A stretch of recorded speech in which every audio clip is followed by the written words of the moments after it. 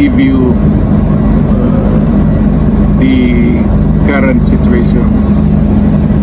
I am about to land sa Hague. Galing ako Dubai. Stopover for it's a long haul, it's a long flight.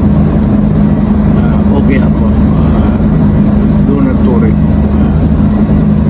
And I think this is something to do with the